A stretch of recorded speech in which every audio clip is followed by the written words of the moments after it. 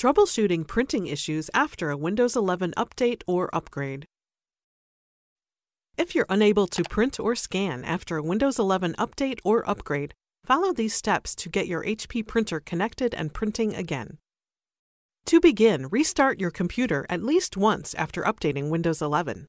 This is because some updates require a restart to complete. To do this, click the Start button, click the power icon, and then select Restart. After your computer restarts, try printing a document again. Note: if your printer worked with Windows 10, it should continue to work with Windows 11. If the problem persists, uninstall and then reinstall the printer drivers and software. If the printer you want to uninstall software for is connected to your computer with a USB cable, disconnect the cable. On your computer, search for and open Add or Remove Programs. From the list of installed programs, locate and select your HP printer driver. If your printer name does not display, select the HP Smart app. Select Uninstall and then select Uninstall again.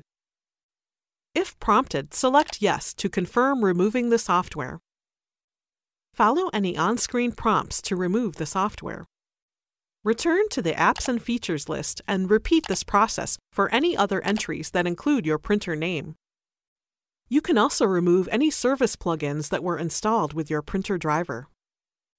To remove the printer from your computer, search for and open Printers and Scanners, and then select the name of your printer from the list.